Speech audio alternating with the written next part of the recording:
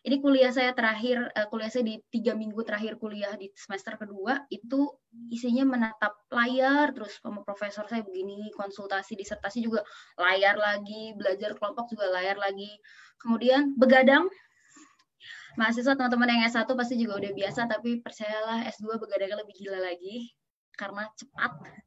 Terus juga harus siap belajar hal baru. Saya bukan orang statistik, tapi terus karena sekarang juga ngambil population studies. Kita kan itu kayak ada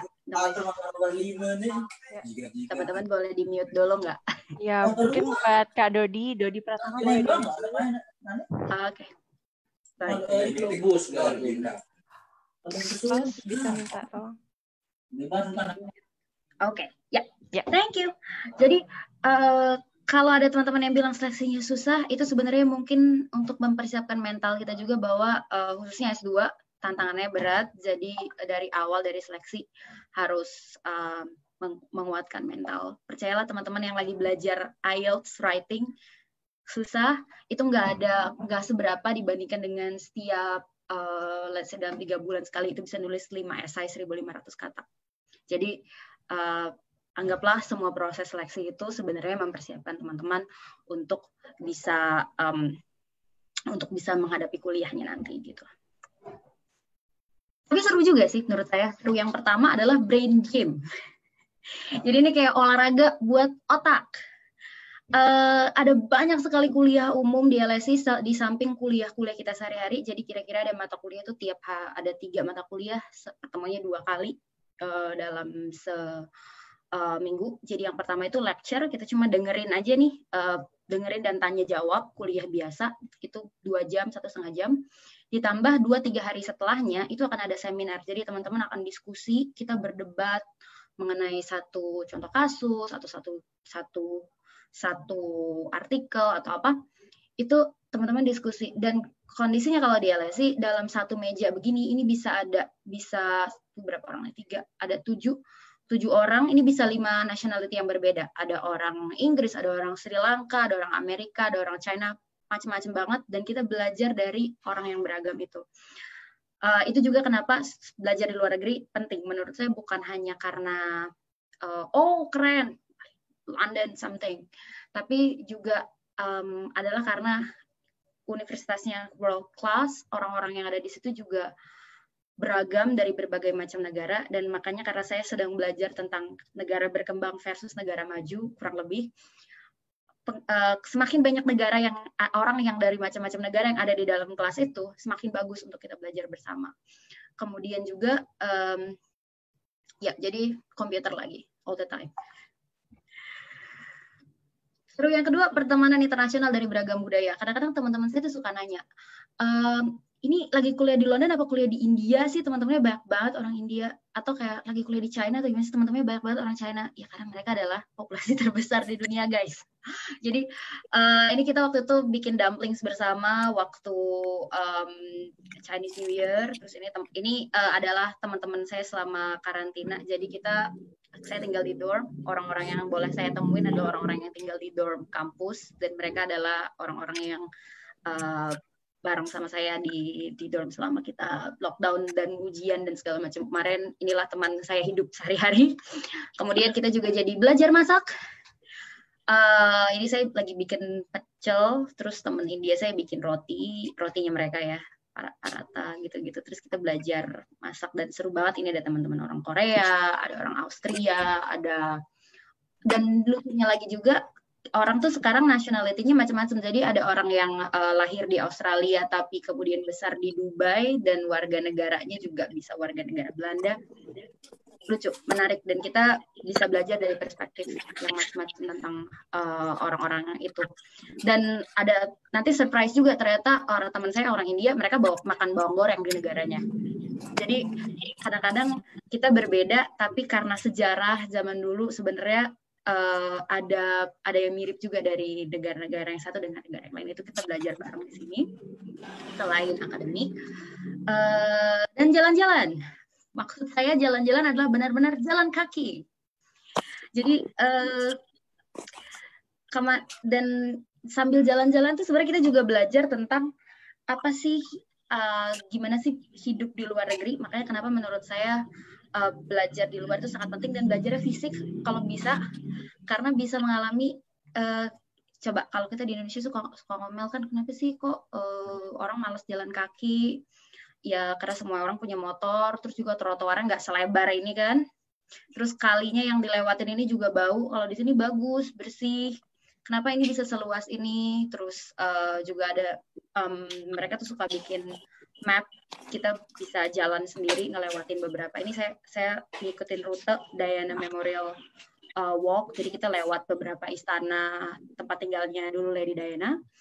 Kita cuma download mapnya, pergi sama teman-teman, jalan, dan mereka dan negara ini benar-benar mengusahakan encourage, mendorong orang-orang untuk olahraga dan jalan kaki gitu, karena ada banyak banget hal-hal yang mereka bisa lihat dengan jalan kaki, dan itu bagus untuk lingkungan, bagus untuk olahraga, karena kan orang bergerak.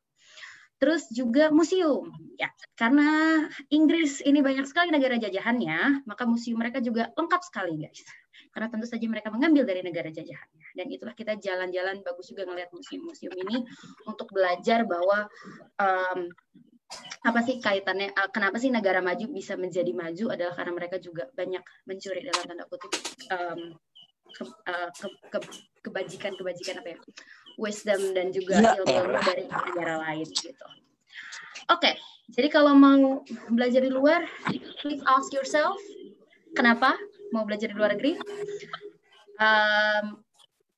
Di mana negaranya yang kira-kira bisa memberikan experience paling bagus buat teman-teman, dan kapan? Apalagi sekarang dengan pandemik ini, apakah teman-teman puas dengan belajar online misalkan?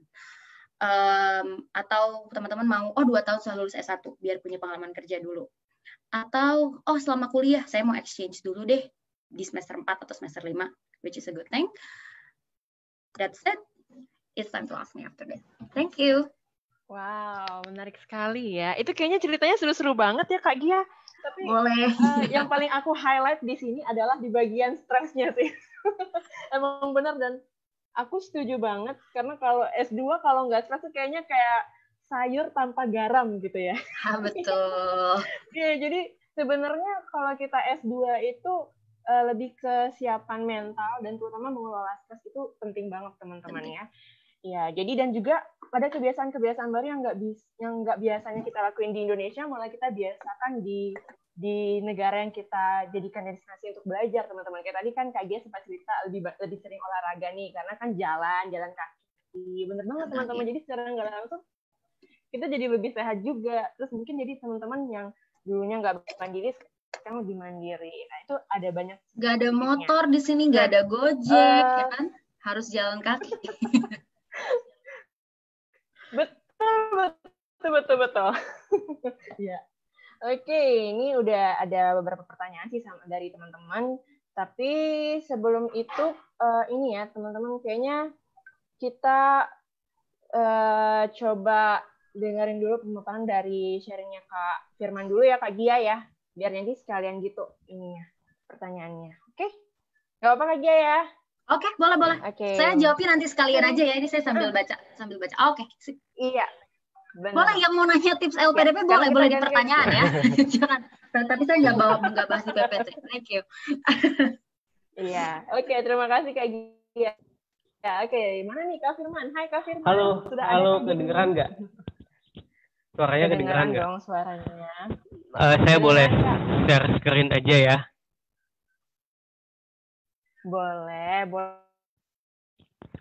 sangat, Kak.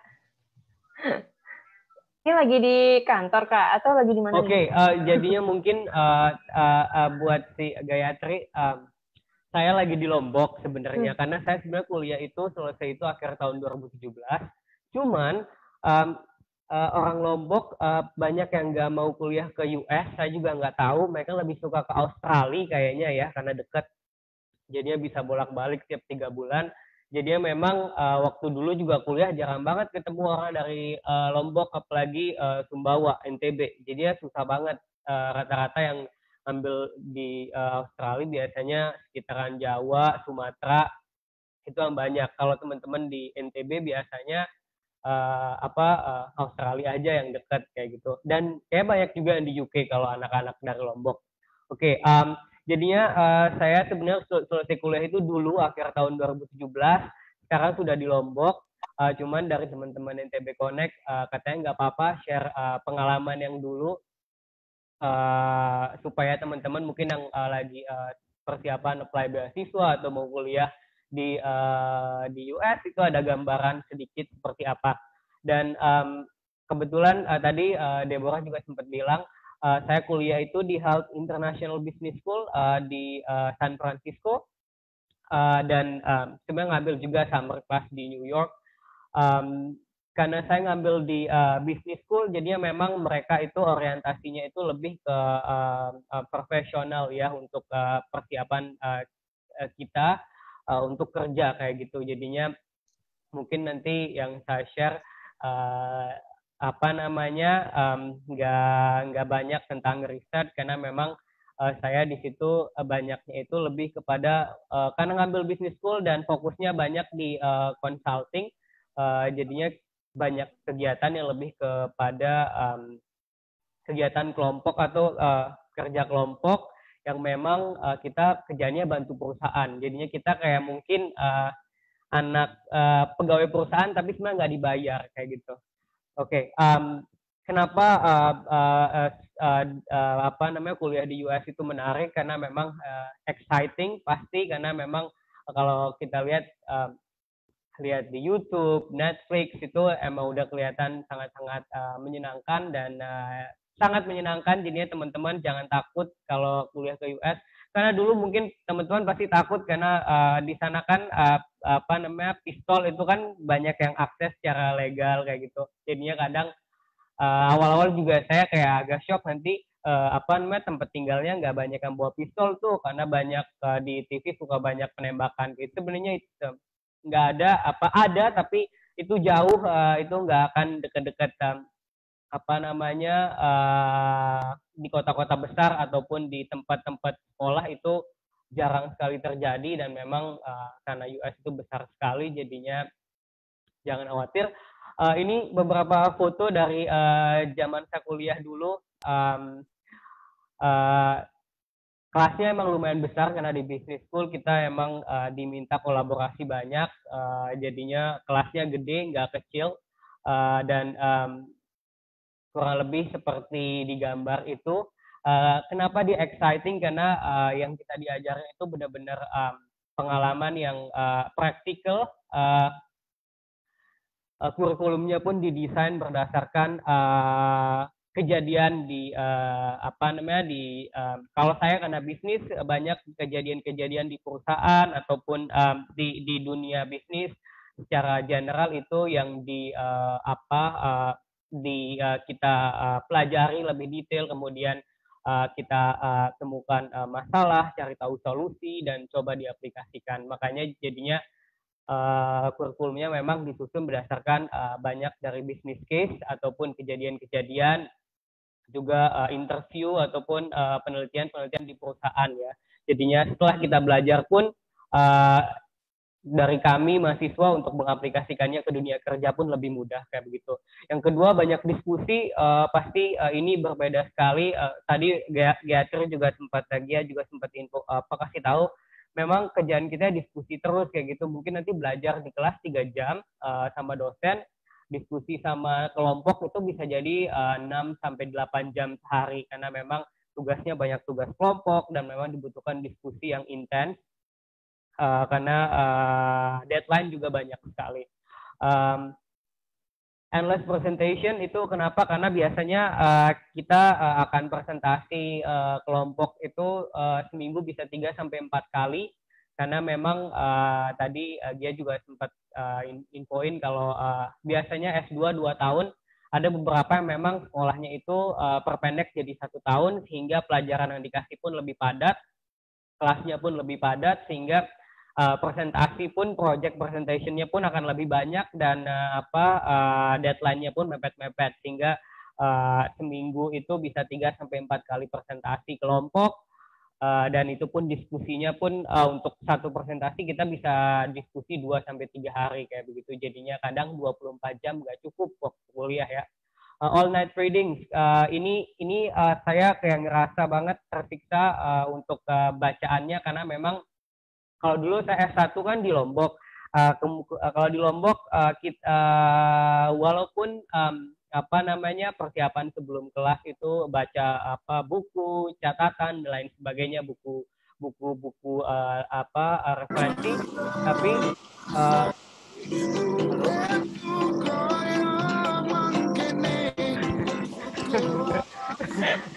Wah, itu ada dari iklan lagu ya. saya ya.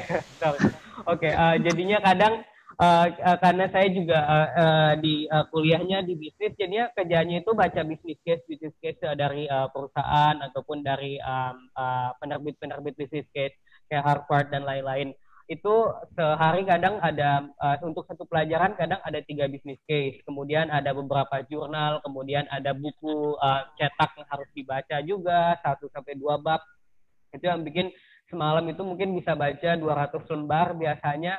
Awal-awal mungkin sakit mata dan gak kuat, tapi nanti lama-lamaan juga udah mulai terbiasa. Jadinya nanti teman-teman yang males baca, pelan-pelan dicoba aja. Kalau emang mau S2 itu udah pasti harus bisa baca. Karena di kelasnya pun itu banyakkan diskusi. Kalau nggak bisa ikutin diskusi, itu nggak bisa dapat nilai partisipasi di kelas. Dan selain nggak dapat nilai juga nanti kontribusi ke kelompok kita jadi dikit kayak gitu, karena yang lain kan sudah baca semua bahannya, kemudian cari referensi luar lagi. Itu yang bikin presentasi kita secara kelompok pun lebih bagus, lebih kaya akan konten. Jadinya bacaan sangat penting sekali. Jadi teman-teman bisa mulai sekarang latih membaca, walaupun kita memang kayaknya orang Indonesia emang kata penelitiannya emang nggak begitu suka membaca, jadinya pelan-pelan bisa dicoba.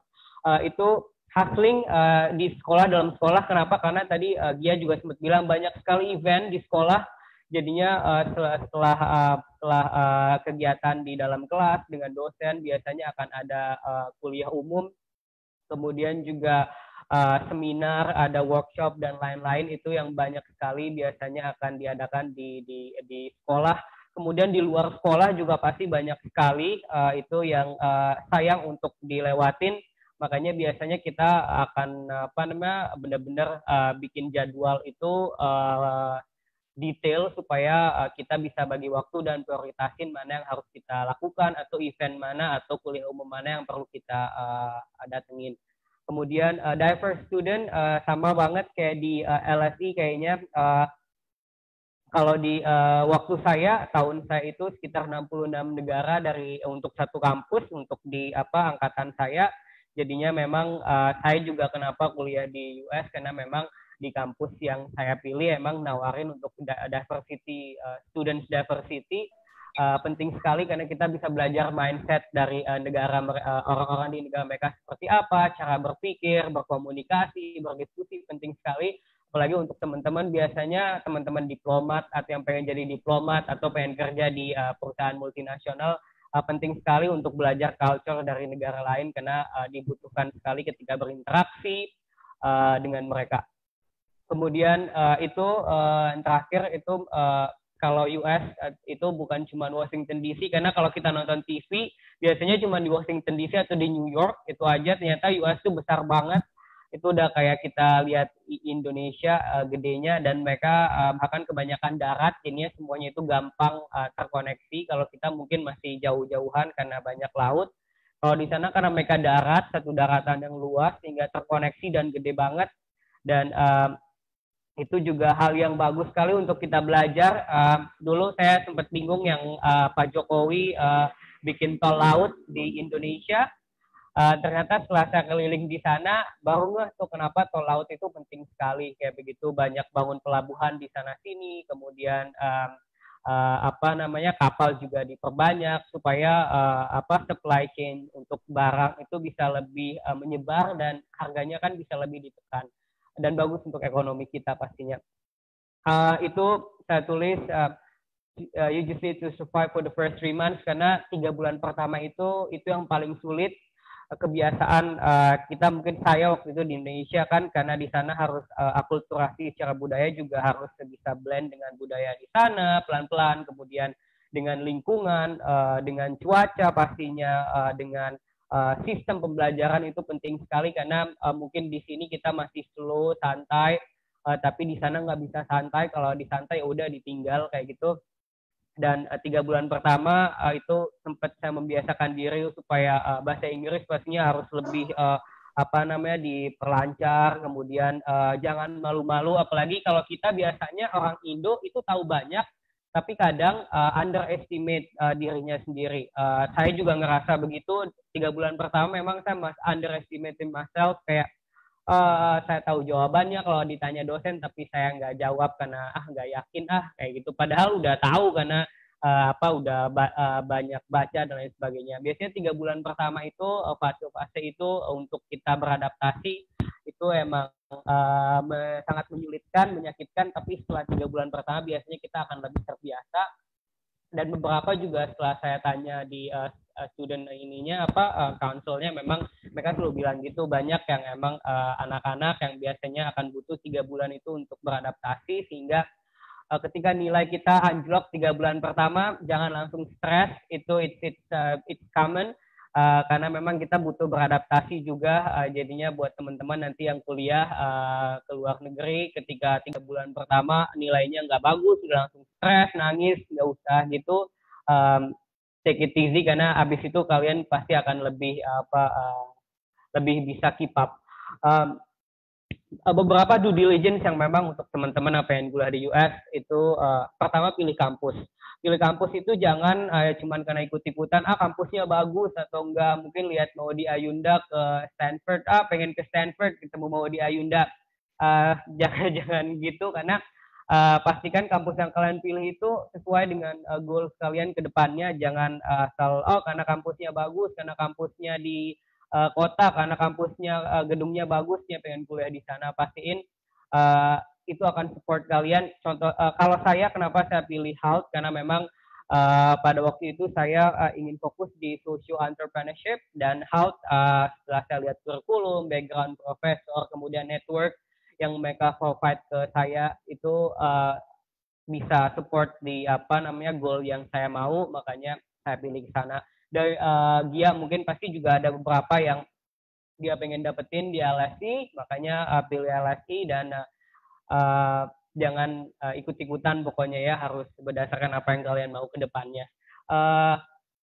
Pilih kota, jadinya nggak cuma pilih kampus tapi pilih kota juga, teman-teman. Jangan jangan lupakan kota, karena the city is kadang banyak waktu yang kalian habisin di sana, dan pastikan kota yang kalian pilih itu bisa support kalian untuk visi kalian atau bikin kalian grow, karena banyak sekarang bisa kita pelajarin di kota. Mungkin Deborah juga sekarang kalau mungkin di Malaysia pasti, walaupun kata orang sama kok kayak Jakarta, sama kayak Indonesia, tapi ada banyak hal yang memang kita bisa pelajari secara budaya mereka, cara berinteraksi dan lain sebagainya. Dan kenapa kota itu penting, karena memang kalian juga akan nggak cuma ngabisin waktu di kampus, kalian akan ngabisin waktu di kota itu, sehingga penting untuk kalian memilih kota mana yang bisa kasih support itu ke kalian. Saya pilih San Francisco karena sebelumnya saya sebenarnya harus kuliah di London, HALT yang di London. Cuman setelah saya lihat lagi, evaluasi lagi apa yang saya mau ke depannya, visi saya, kemudian goal saya mengajukan untuk pindah ke San Francisco, karena di sana, karena saya lebih kepada wirausaha dan lain sebagainya. San Francisco tempatnya. Di sana ada perusahaan-perusahaan startup yang dibangun dari nol, banyak yang sukses, sehingga saya melihat bahwa Silicon Valley, mindset kolaborasi dan juga networkingnya itu bisa akan ada manfaat untuk saya, makanya minta pindah ke San Francisco. Jadi teman-teman nanti bisa cek-cek kota yang mau kalian jadikan tempat kuliah. Lihat juga ini orang-orang yang jadinya jangan cuma ketemu sama teman kampus, cari juga orang di luar kampus yang memang menurut kalian itu bisa kalian jadikan sebagai figur yang bisa bikin kalian berkembang ke depannya. Itu penting sekali.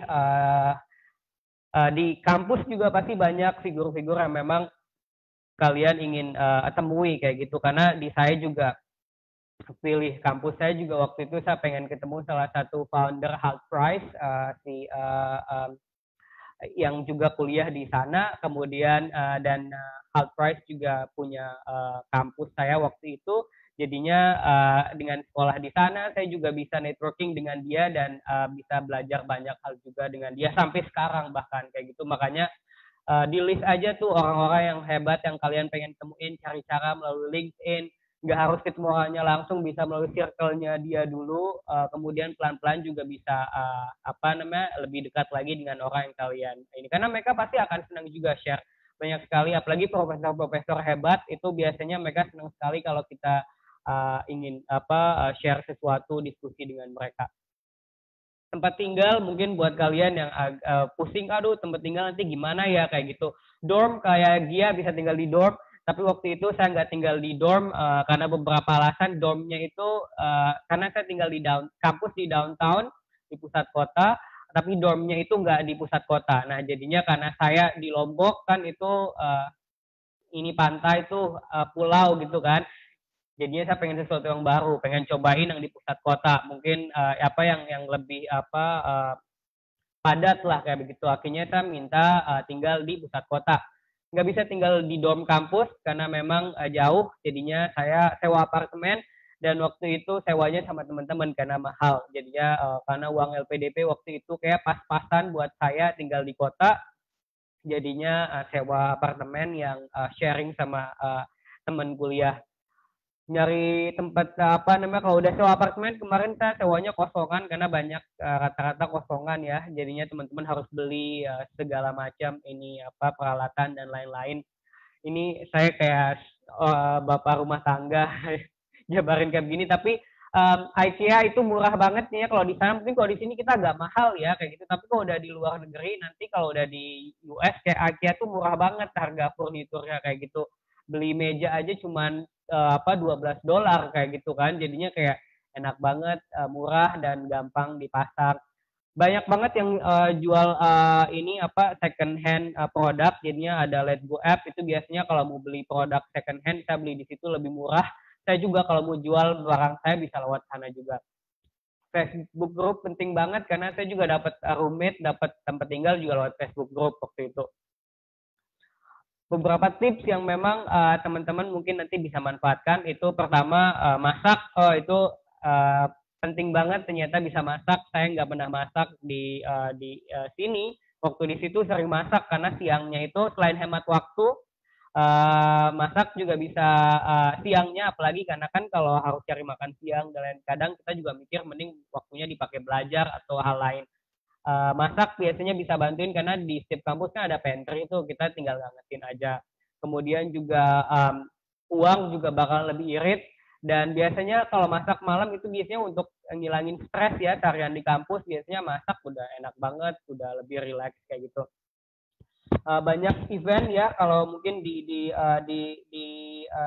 Lombok, tapi kalau di di Jakarta mungkin sekarang udah banyak networking event yang gratis. Udah bisa aksesnya lebih banyak lagi sekarang. Dulu memang agak dikit jadinya, tapi waktu di saya kuliah itu banyak banget yang gratis, kadang sampai bingung mau pilih event yang mana, karena selain penting, bermanfaat, juga nggak perlu bayar, jadinya untuk anak yang lagi ngirit kayaknya pas banget.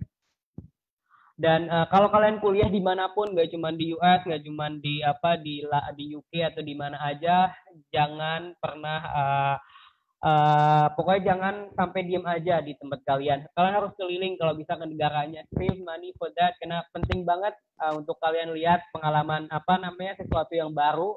Itu akan bisa bikin kalian, apalagi mungkin kalian ngelihat Indonesia, wow, itu kadang saya juga kalau ngelihat waktu keliling itu kayak, wow, Indonesia kayak kebayang 20 tahun lagi udah kayak begini, koneksinya udah lebih bagus, kemudian di masyarakatnya juga udah lebih taat peraturan, kemudian lebih tertata lah kayak begitu. Jadinya bagus juga untuk kalian ngebayangin negara kalian, negara kita ke depannya akan seperti apa. Sama cuaca juga, tadi Gayatri juga sempat bilang cuaca kadang jadi bikin kita males. Saya juga kayak gitu karena foggy di San Francisco itu, jadinya kadang pagi itu jam 7 itu udah cerah, Tapi jam 9 itu kayak kabut, kayak lagi di Sembalun. Mungkin kalau di sini itu kayak bikin kita bingung mau ngapain, males kayak gitu. Ya jangan pernah bikin hidup kalian tergantung sama cuaca. Kalau cerah senang, tapi kalau lagi mendung sedih. Jangan kayak gitu, karena itu benar-benar perubahannya kadang drastis banget tiap hari kayak gitu. Cari mentor itu penting banget teman-teman. Jadi entah itu dari dosen kalian atau profesor-profesor kalian atau teman-teman kalian, itu cari mentor itu penting banget karena bisa bantu kasih kalian guideline atau ngedirect kalian ke goals yang kalian mau tuju. Beberapa saya cari mentor waktu itu karena saya ngambilnya MSc. Saya cari mentor anak-anak MBA karena mereka kan dari pengalaman kerja lebih banyak, kemudian juga pengalaman di luar sana juga lebih banyak. Jadi biasanya saya akan nanya dia terutama untuk saran untuk kedepannya secara profesional, pekerjaan ingin kemana dan lain sebagainya. Mereka akan banyak sekali bisa ngasih masukan kayak gitu. Sama dosen juga saya sampai sekarang masih tetap in touch, tanya-tanya beberapa hal karena banyak juga dosen yang ngebantuin kerjaan saya sekarang, banyak ngasih saran di mereka, kadang minta dibantu review beberapa item dan pasti akan dibantu. Makanya penting banget untuk cari mentor juga di sana.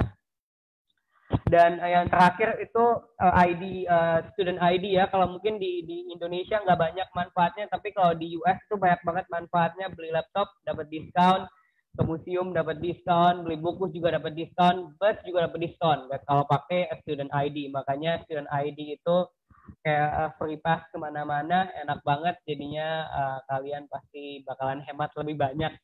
Oke, ini beberapa ini foto kegiatan ini waktu habis presentasi di bawah. Senang banget karena dosennya happy, jadi kita juga happy.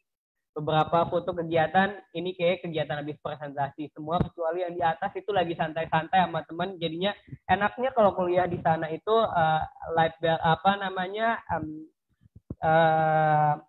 keseimbangan sebagai mahasiswa dan hidup sosial itu dijaga.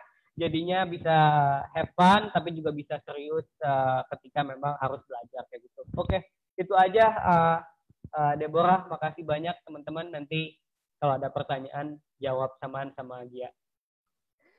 Oke, wow, inspiratif banget ya teman-teman ya tadi sharingnya daripada Kak Firman. Dan ada beberapa hal yang cukup banyak sih Debbie highlight di sini juga teman-teman ya, terutama di bagian survive di waktu dalam 3 bulannya tuh teman-teman. Nah, jadi buat teman-teman emang bener banget nih, pada waktu survive yang 3 bulan pertama itu, apalagi kalau misalkan yang anak-anak, teman-teman yang dari beasiswa LPDP, itu biasa jalannya kan sendiri nih ya Kak ya, Kak Gia dan juga Kak Firman, jadi lebih gimana? Ini struggle-nya. Jalan ke negaranya kan sendiri tuh, maksudnya nggak ada teman. Juga sih, let's clarify that. Iya, gimana tuh? Nanti boleh di-share Kak, nanti boleh di-share ya. Ini kan,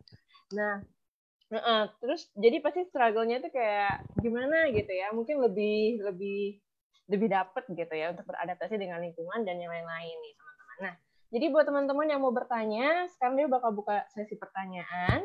Nah, udah banyak banget nih list pertanyaan yang ada di sini dan mostly juga ini berkaitan dengan administrasi. Administrasi untuk beasiswa ya, IELTS ya dan tesis dan apalagi. Oke. Nah, jadi gini caranya teman-teman. Jadi nanti Dewi bakalan manggil nama kalian satu-satu, kemudian nanti bakal di-unmute oleh host dan kalian bisa berinteraksi langsung dengan narasumbernya. Oke? Kita mulai dari yang pertama dulu nih. Yang paling pertama dari Yan Bastian. Yan Bastian. Wah, ini lebih ke tips memperoleh beasiswa ya. Pertanyaannya, gimana sih caranya bisa membus IELTS? Mungkin bisa di-unmute dulu dong, host. Yan Bastian masih bergabung nggak? Ya, masih. Halo. Ya, silakan Yan Bastian. Ya, beberapa pertanyaan sih. Kebetulan saya calon kandidat beasiswa juga, yang ada di yang ada di benak saya itu survival skill sih. Salah satunya tadi udah di sharing sih, salah satu tipsnya adalah cook sendiri untuk berhemat. The worst scenario-nya pernah nggak sih habis sampai benar-benar habis nih jatah uang belanja sebulan dari beasiswa dan harus balik ke telepon ke rumah untuk minta tambah gitu-gitu, ada nggak? Terus saya juga lagi prepare IELTS yang lebih tinggi karena universitas tujuan saya standarnya jauh lebih tinggi dari yang saya punya sekarang. Ada tips buat nge-boost IELTS seperti itu sih. Terima kasih sebelumnya. Oke, terima kasih Kak Ian Bastian. Di pertanyaannya cukup unik ya. Ada tambahan lagi tuh Kak. Kira-kira pernah nggak sih ngalamin hal seperti itu? Mungkin siapa dulu yang mau jawab nih? Kak Gia atau Kak Firman? Kak Gia ya? Oke, aku Ya, silakan. buat IELTS teman-teman, menurut saya ini bukan sesuatu yang bisa dipelajarin semalam. Dari tiba-tiba bahasa Inggris hanya misalkan sering belajar ujian nasional atau segala macam, terus tiba-tiba IELTS itu nggak bisa secepat itu. Jadi memang harus sering latihan. Bisa download buku-buku online sekarang banyak. Kalau misalnya nggak mau beli, karena beli lumayan sih, saya juga nggak pernah beli. Jadi bisa cari download website-website yang kasih latihan. Untuk reading dan listening itu adalah yang paling bisa belajar sendiri, karena teman-teman tinggal jawab soalnya terus lihat kunci jawaban berapa yang benar, pilihan ganda. Kalau writing menurut saya memang perlu tutor, jadi mau nggak mau harus les. Misalkan cari teman-teman yang lulusan pendidikan bahasa Inggris atau di masih ada ini nggak sih tempat les bahasa ya, Unram kalau nggak salah, pusat bahasa, mungkin bisa consult ke sana. Kalau speaking menurut saya YouTube sih, lihat YouTube. Terus kalau saya dulu suka juga dengerin speech atau pidato-pidato atau interview orang yang Oprah atau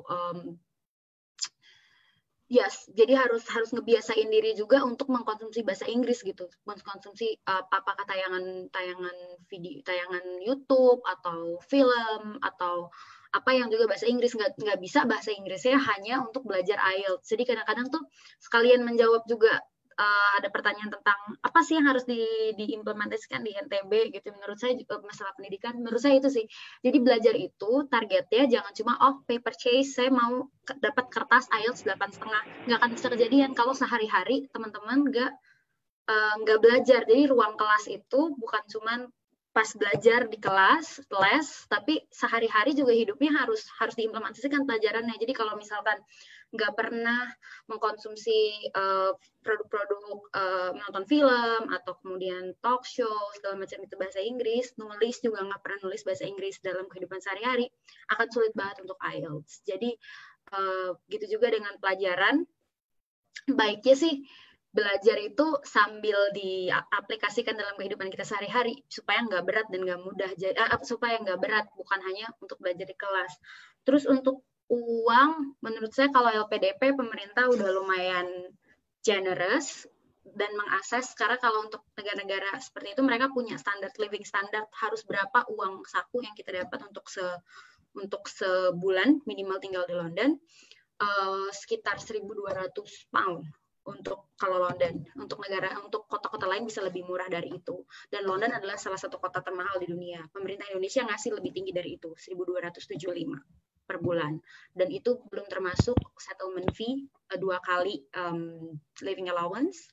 Jadi LPDP itu sangat kompetitif dananya dibandingkan beasiswa lain dari pemerintah luar negeri. Misalkan kalau Chevening itu dari pemerintah pemerintah Inggris itu 1.300 pound, jadi kayak cuma beda 25 pound. Dan setengahnya itu biasanya habis untuk akomodasi, 600-700 pound itu untuk akomodasi. Tapi makan, kalau masak sangat murah, dan masaknya teman-teman harus bisa makan makanan bule gitu, makan roti. Dan bagusnya sih London, salah satunya yang bagusnya karena kita multicultural banget, kota ini sangat multicultural, jadi makanan Vietnam, makanan Asia itu banyak banget. Terus juga teman-teman bisa eksperimen juga, jadi cobain makanan Lebanon, makanan Meksiko, makanan macam-macam, itu juga banyak toko-tokonya dan rumah makannya. Kalau mau, jangan kesini terus pengen makan rendang tiap hari, pengen nyari tempe, pengen makan sayur nangka, sayur undis, ya itu mahal, nggak ada yang jual gitu. Harus beli dari Belanda gitu kan. Nah, jadi ya lagi pula setahun aja sih di sini, cobain aja makanan-makanan yang lain gitu. Jadi kalau masak nyari sayur nangka ya susah gitu sih. Okay. Iya sih, masuk akal juga ya. Kalau nyari yang nggak ada di sana pasti bakalan susah juga Nggak ya, ada Kak, ya. Ares. Iya. Oke, kalau Kak Firman apakah sependapat juga atau punya pendapat yang berbeda nih? Iya, tapi mungkin agak beda sedikit sama living allowance-nya LPDP karena di San Francisco kan mahal banget. Waktu itu saya dikasih itu 1.700 US dollar. Sedangkan di sini sebenarnya living cost-nya itu 2.100 di San Francisco karena tinggal di kota. Kalau tinggal di luar kota bisa lebih murah. Waktu itu sempat minta ke LPDP untuk naik, tapi mereka bilang nggak bisa karena untuk mereka mutusin living allowance itu butuh waktu yang lumayan lama, research-nya dan juga komunikasi ke sana sini. Jadinya mereka sarankan settlement allowance saya yang 2 kali living allowance itu aja yang mereka bilang itu aja yang ditabung untuk dipecah untuk nambahin living allowance. Jadinya pernah ketika saya harus rotate ke New York itu karena kan sewa apartemen baru lagi, kemudian sewanya juga di awal dia minta sama uang 1 bulan ekstra gitu kalau ada apa-apa untuk uang jaminan begitu. Kemudian saya harus beli tiket pesawat bolak-balik kayak gitu. Jadinya pernah waktu itu udah nunggu uang transferan LPDP tapi nggak masuk gitu kan. Udah 2 minggu kok belum masuk karena ada delay beberapa hari. Sempat yang kayak waduh duit itu kayak cuma $100 gitu sampai deg-degan kayak gitu. Gila mau telepon ke rumah kayak nggak enak kayak gitu kan, tapi coba deh ditunggu beberapa hari, akhirnya untungnya muncul juga duitnya dari beasiswa gitu muncul akhirnya bisa selamat. Jadi buat teman-teman mungkin nanti saving itu penting banget ternyata ya. Waktu itu saya saving tapi memang karena udah dipakai untuk hal-hal lain jadinya agak terganggu. Jadinya mungkin teman-teman nanti kalau mau kuliah pastikan juga saving ada supaya kalau ada hal-hal yang urgent, kemudian transferan beasiswa telat itu harus diantisipasi sama teman-teman jadinya supaya nanti nggak shock. Kadang di sini juga karena sekarang saya juga lagi ngurus beasiswa NTB juga sama beberapa teman di sini itu kadang transferan telat bukan gara-gara kadang proses transfernya itu ada kendala dan lain sebagainya. Jadinya banyak juga teman-teman yang di di Malaysia atau Polandia itu agak suka komplain kayak kok belum masuk, kita udah nggak punya duit kayak gitu. Padahal kita udah ingetin di awal bahwa antisipasi ini prepare for the worst. Kalau ternyata uang beasiswa telat masuk, kalian pastiin ada tabungan dulu supaya bisa nyaman. Kan nggak mau tuh di kelas lagi ini tapi karena belum makan nggak bisa konsen kayak gitu. Selebihnya sih setuju sama Gia, sama kayaknya. Sore, high five Firman. Tapi emang bener sih kalau yang soal irit-irit deh. Kalau di sini bahasanya jimat Kak ya.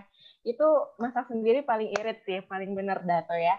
Nah, tapi kalau aku mau nanya nih ke Kak Firman, menariknya kan kita harus punya saving nih Kak, apalagi dengan biaya hidup yang cukup tinggi tuh di tempatnya Kakak.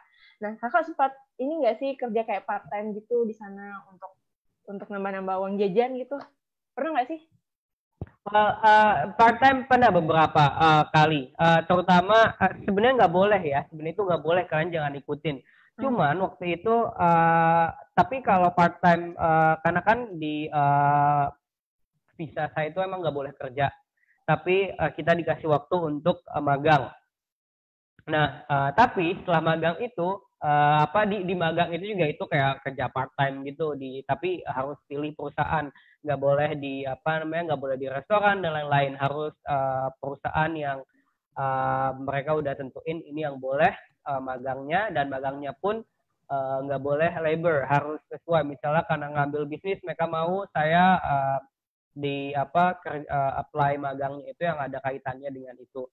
Di sana juga bisa dapat tambahan duit walaupun nggak banyak. Pernah dapat. Kadang juga beberapa event mereka itu kadang suka butuh kayak outsource gitulah di event. Kadang biasanya kalau event kayak gitu tinggal diregistrasi, itu bantu diregistrasi, biasanya juga dapat banyak lumayan tambahan buat buat main-main lah kayak gitu. Beberapa ya untuk magang itu 2 bulanan hampir 3 bulan dan itu ada bayarannya juga kayak gitu. ada juga sih yang nggak dibayar kayak gitu. Iya deh. Ya, jadi itu dia teman-teman ya, serunya kuliah di luar negeri salah satunya. Oke, yang selanjutnya nih ada lagi dari si Rafli. Oke, Rafli masih bergabung di sini? Boleh mungkin di unmute? Rafli? Ya, masih bergabung. Ya, silakan Kak Rafli yang ingin bertanya selanjutnya.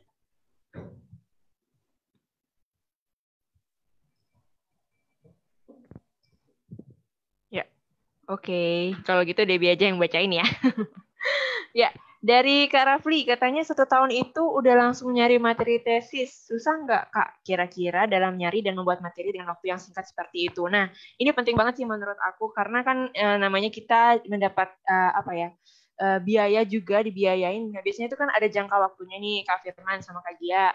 Nah, biasanya ada yang 1,5 tahun, ada yang 2 tahun. Nah, itu harus pintar-pintar juga untuk strategi waktu nih ya, untuk mempercepat juga. Karena kan seperti yang kita ketahui, yang menyusun tesis itu nggak mudah juga kan. Nah, mungkin kakak-kakak bisa sharing nih gimana cara strateginya supaya lebih mantap lagi dalam menyusun materi tesis. Mungkin dari siapa dulu nih? Kak Firman dulu ya. Oke, kalau saya karena ngambilnya itu saya saya nggak pakai tesis. Jadinya tesis saya itu adalah jadinya kan kita ada mungkin kalau kita ada modul itu ada yang 2 bulan sampai 3 bulan. Jadinya 5 kali modul dalam 1 tahun. Dan di sana mereka itu udah kurikulumnya itu udah dirancang untuk tugas akhir per kurikulumnya itu udah dirancang untuk dijadikan ekuivalen dengan tesis pada akhir kuliah kayak gitu. Jadinya memang makanya kita difokusinnya itu disuruh kerja aja gitu, kayak kesannya itu kita kayak tesisnya itu diganti dengan kita ngambil kerjaan perusahaan, bukan ngambil kerjaan sih, konsult ke perusahaan kayak gitu. Misalnya ada perusahaan A, ini contohnya kayak Mercedes-Benz waktu itu, Siemens dan lain-lain, itu mereka punya case, mereka misalnya, oke, saya pengen ekspansi ke Afrika. Nanti kerjaan tim kita itu adalah bikin expansion plan-nya dari A sampai Z, dan itu dipresentasiin ke Siemens-nya, kemudian itu juga jadi bahan yang dari kampus masukin bobotnya untuk ekuivalen sama tesis nanti pada akhir perkuliahan kayak gitu. Jadi mungkin selama 1 tahun itu mungkin bisa lebih dari 12 sampai 15 project yang saya dan satu tim itu lakukan. Entah itu untuk kampus ataupun untuk perusahaan yang partner dengan kampus kayak gitu. Itulah yang diekuivalenkan sebagai tesis. Oke. Berarti dulu aku mau konfirm aja nih Kak. Berarti dulu Kakak ambil master by research atau master by coursework ya? Jadi suaranya agak kecil. Oke. Sorry. Ngambilnya itu master by coursework. Oke. Ya, jadi berbeda ya teman-teman ya sistem pendidikannya. Oke, selanjutnya kita ke Kak Gia. Kak Gia nih baru udah semester berapa sih Kak? Jadi karena saya program masternya emang cuma setahun, itu juga yang jadi pertimbangan kenapa pilih London, karena cepat setahun. Benar. Tapi LS itu sangat akademis, jadi kita riset, cuman risetnya boleh milih atau boleh pakai data primer atau sekunder. Terus kalau untuk tesis, menjawab ini Rafli ya tadi ya, 2 hal sih. Pertama, waktu daftar LPDP harus sudah punya ide sih tesisnya apa, lebih baiknya kira-kira tentang apa, meskipun nggak judul per se, tapi kira-kira tentang topik apa, karena itu juga bisa jadi salah satu penilaian waktu interview. Maksudnya teman-teman sesiap apa sih untuk belajar gitu, udah ada kebayang belum kira-kira risetnya tentang apa, karena 1 tahun tuh sangat cepat. Bisa berubah juga di sini nanti topiknya, bisa saya juga berubah-berubah juga topiknya, tapi kurang lebih revolve around that, muter-muter. Bisa juga lihat dari skripsi teman-teman gitu. Jadi rencana sebaiknya sih kalau mau daftar LPDP, ini juga termasuk tips ya, jangan terlalu ngawang, jadi harus udah kelihatan kira-kira nanti mau meneliti tentang apa, di mana. Jadi dari situ juga teman-teman bisa lihat, bisa argue oh dampaknya buat Indonesia ini gitu. Kira-kira saya pengen mengabdinya di bidang apa karena udah tahu mau penelitian tentang apa, research interestnya bidang apa, terus habis ini misalkan mau berkarir di bidang apa, atau misalnya teman-teman mau di akademisi, mau bidang apa, akhirnya narik ke kesimpulannya bermanfaatnya buat Indonesia di bidang dari segi apa itu akan lebih mudah gitu. Jadi skripsi saya dulu tentang pernikahan dini di NTB. Jadi kuliah saya komunikasi. Jadi saya menganalisis strategi komunikasinya BKKBN pusat dan daerah untuk mengatasi pernikahan dini di NTB gitu untuk campaign itu. Jadi tesis saya sekarang tentang population, masih masuk di population studies juga. Specialism saya belajar tentang populasi dan sekarang saya neliti tentang kenapa meskipun tingkat partisipasi angkatan kerja perempuan itu tinggi, angka kelahiran Indonesia Timur itu masih angka kelahiran Indonesia Timur itu tinggi juga. Menurut teorinya, kalau perempuan itu banyak bekerja, jumlah anaknya menurun. Tapi kenapa anaknya malah tambah berat? Anaknya malah tambah banyak dan jumlah anak yang banyak itu beban untuk keluarga gitu. Jadi penelitiannya muter-muter di situ kurang lebih karena pernikahan ini juga nyambung ke populasi. Kemudian juga saya selalu concern saya juga masalah pusat dan daerah. Jadi pembangunan Indonesia jangan sampai terlalu Jawa sentris, something like that. Jadi penelitian saya banyak nanti Indonesia Timur. Jadi nggak cuma NTB aja. NTB kan masih tengah. Jadi saya banyak ke timur sekarang penelitiannya. Harus udah ada gambaran-gambaran seperti itu. Jadi nanti waktu argue beasiswa PDP juga gampang dan beasiswa apapun sih kayaknya kalau semakin teman-teman semakin jelas rencananya akan semakin meyakinkan. Kemudian yang kedua LSI itu juga memang cepat dan demanding. Mereka ingin kualitas hasil yang bagus, tapi juga mereka suportif sekali. Jadi profesor itu nggak ada ceritanya profesor tidak bisa dihubungi atau tidak bisa dikonsultasi. Ya profesor nggak bisa diajak ngobrol. Profesor minggu lalu nyaranin apa, minggu ini berubah, nggak ada kayak gitu.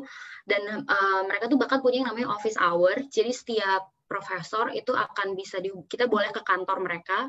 Mereka punya slot 1 orang 15 menit, kita bisa book online gitu. Dan itu semua profesor di semua departemen. Jadi teman-teman, saya sekarang di departemen International Development, saya kalau misalnya perlu bicara sama orang dari psikologi atau law, ya saya boleh book aja office hour-nya mereka di jam berapa, misalkan Profesor A, B, C, hari Rabu, antara jam 3 sampai jam 4 sore, saya book 15 menit, saya boleh nanya apapun di situ. Dan mulai mikirin tesis itu paralel dengan kelas. Itu yang berat kenapa London dan any 1 year master program, apalagi UK yang sangat akademis, standar akademisnya tinggi banget, itu menurut saya lebih tinggi dari Australia. Karena lihat aja IELTS saja jauh lebih tinggi kalau masuk UK. Bisa 7 ke atas, gitu, 6-7. Australia masih bisa rata-rata 6-ish. Jadi kayak itu udah nunjukin standar akademisnya. Ya, jadi ngerjain tesis itu dipikir dari hari pertama masuk kuliah gitu. Temanya tuh evolving terus dan mereka di tengah-tengah itu juga ngasih kita, jadi ada deadline literature review tiba-tiba nggak tiba-tiba juga. Jadi ada timeline-nya. Deadline literature review kapan, deadline topik kapan, deadline ini. Jadi paralel sambil kelas, sambil ujian dan sambil lockdown gitu.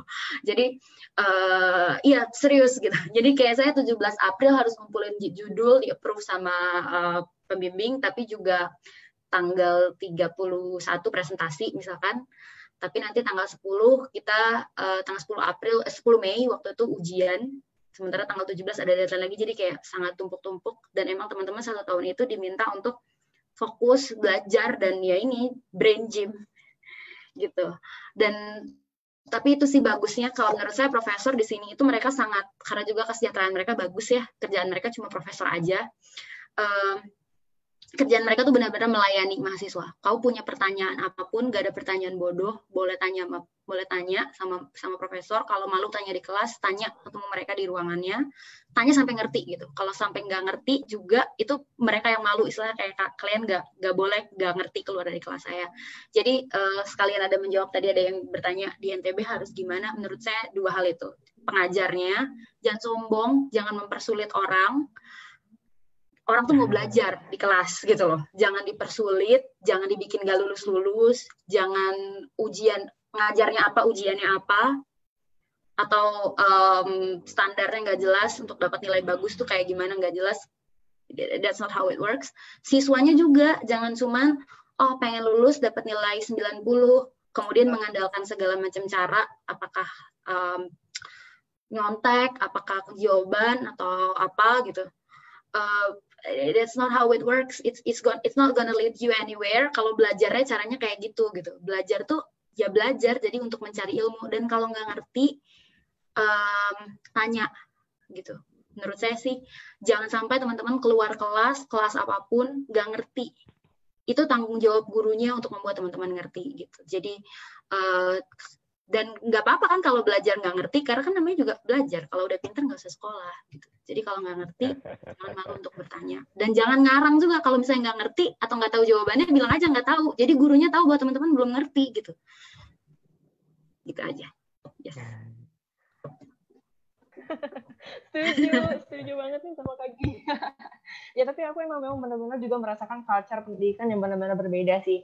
Jadi ya, di sini juga kayak gitu, dosennya pada open minded semua, yang welcome banget sama dan pas respon itu paling penting banget sih. Jadi nggak nyusahin mahasiswanya gitu kan. Nah jadi buat teman-teman, aku boleh nambahin deh, sebenarnya kalau aku karena dari adaptasi dari UI pindah ke luar nggak terlalu jauh sih, karena UI juga culture-nya sama kayak gitu, nggak ada dosen yang kayak susah dihubungin. And anyway, jadi mungkin itu tadi sih ada perbedaan juga antar daerah, which that's what I'm studying it. Oke. Nah, ya benar-benar. Oke, jadi buat teman-teman juga ada tips triknya tadi yang aku catat nih, kalau misalkan ingin cepat menyusun tesisnya juga, itu penting banget sih sebelum kalian apply S2, itu kan udah punya perancangan, dan biasanya juga harus pintar mencari celahnya nih. Celahnya itu adalah mencari gap problems-nya di mana, itu bisa kita temukan juga dari S1 kita. Jadi biasanya yang asal lulus juga kalau S1 yang mungkin yang udah berencana untuk jadi akademisi, itu lebih baik dari sejak awal udah dipikirkan juga kira-kira mau meneliti tentang apa, jadi ada keberlanjutannya dan kontribusinya juga. Nah itu menurut aku ya. Oke, yang selanjutnya ada dari karena kalau mau sewa gimana Kak?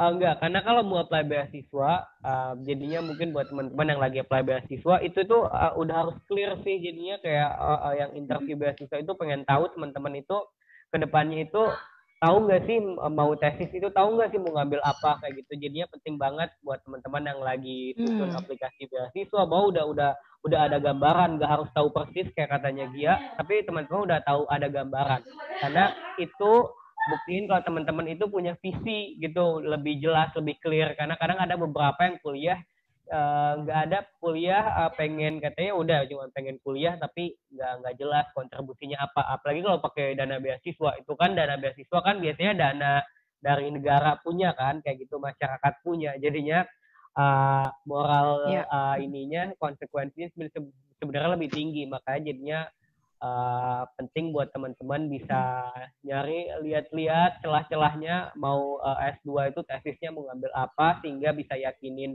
interviewernya, ini loh kenapa saya pengen kuliah S2 jurusan A dan ngambil tesis tentang ini, karena akan bisa ngasih dampak seperti ini kayak gitu. Iya, oke. Terima kasih Kak Firman, tambahannya detail banget ya teman-teman ya. Ya, yang selanjutnya ada lagi dari Nutia Arahman. Nutia Arahman mungkin bisa di-unmute, bisa interaksi langsung dengan narasumber. Masih bergabung nggak sih? Nutia.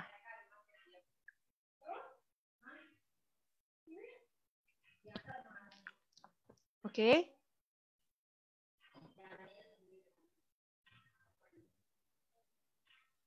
Ya, baik deh. Oke. Oke, dari Nutia mau nanya katanya, bagaimana ya caranya adaptasi dengan negara yang rasis? Oke ya, semoga aja nanti ada rezeki bisa lanjut kuliah di luar negeri dengan beasiswa. Amin. Nah, gimana tuh Kak? Pernah nggak sih menemukan momen-momen yang kurang mengenakan di negeri orang? Seperti rasis mungkin ya. Siapa yang ingin berbagi pengalaman duluan? Oke. Kak Gia, oke. Iya, sekalian ngejawab karena ada banyak yang japri, Kak, kenapa London? Karena menurut saya London juga multicultural, jarang banget menghadapi kasus rasisme. di sini, jujur. Terus orang-orang juga dicup di kereta di mana ngobrol banyak pakai bahasa asing ya, bukan bahasa Indonesia, bukan bahasa Inggris aja. Jadi nggak terlalu merasa kayak orang asing karena rasanya kayak semua orang adalah orang asing di sini gitu. Dan banyak juga Brits yang mereka kulit hitam atau orang Sri Lanka, orang mana, Ghana, whatever, tapi mereka udah lama tinggal di sini dan mereka Brits gitu. Not saying that nggak ada racism, tapi saya sendiri sih nggak mengalami. Terus apa ya, di kampus juga sangat-sangat dosen saya tuh jarang banget yang orang Inggris bule, as in apa ya, kulit putih, rambut pirang, jarang. Kayak banyak banget dosen tuh orang Latin Amerika, terus banyak banget orang, ada yang keturunan Arab, India, terus variatif, dan kadang-kadang mereka bahasa Inggrisnya juga aksennya macam-macam. Jadi itu juga sih yang saya suka dari London dan LSE, sangat multicultural dan open to berbagai macam negara. Dan bahkan orang-orang tuh aneh sih, yang kayak tadi saya bilang ada yang third culture gitu ya, mereka kedua orang tuanya orang Jerman misalkan, tapi lahir besar di Brazil atau di Dubai, di mana, jadi sangat multicultural.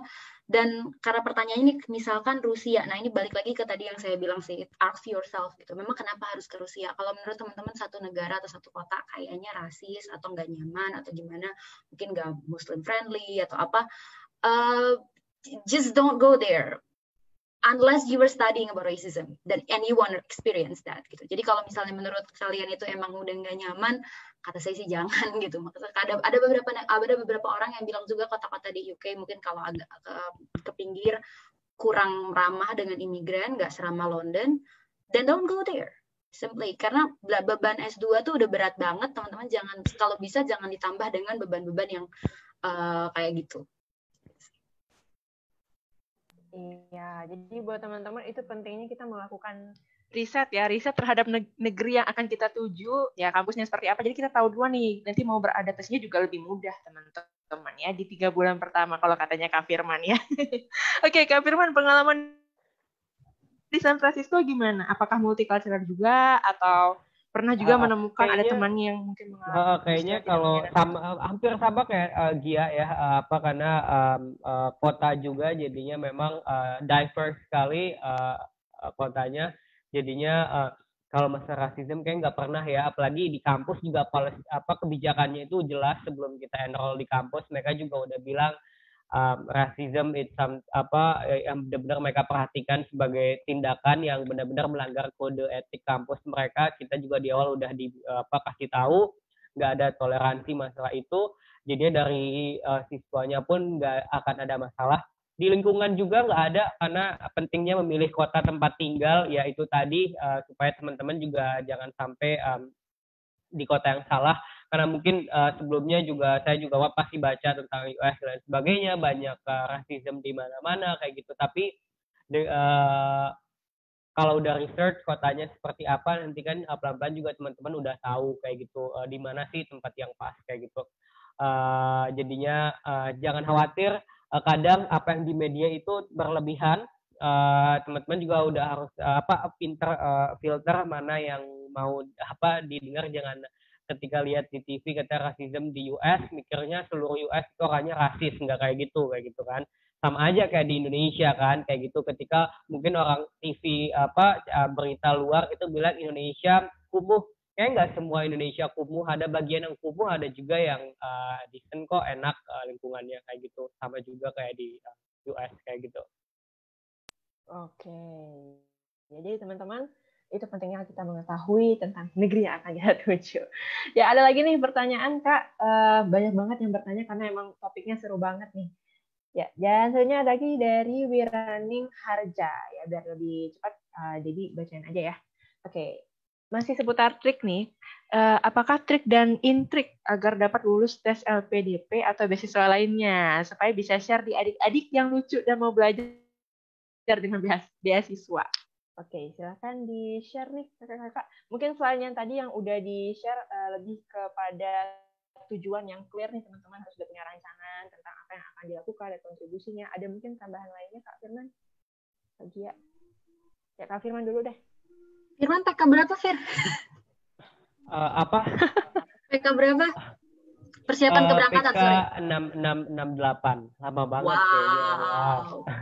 Saya 140. Ini angkatan beasiswanya ya, teman-teman. Angkatan LPDP tuh ada angkatannya gitu. Jadi kayak buat apa sih persiapan keberangkatan, ada namanya, ada angkatan, ada batch berapa gitu. By the way tadi aku kan sempat nanya nih, kalau jalan sendiri ke sana, itu gimana tuh ceritanya Kak? Kalau misalkan kita dalam proses keberangkatan ke negara yang dituju, misalkan kan Kak Gia ke London tuh, Firman itu apakah dulu aja, nanti jalannya sendiri? ke aku. Oke. Ya oke, boleh. Kak Firman dulu deh. Mau jawab yang mana dulu ya? Itu yang tadi tip beasiswa apa yang trik dulu lah. Oke, trik dulu ya. Trik beasiswa. Kalau saya, kalau masalah apa namanya study plan yang tadi itu penting banget.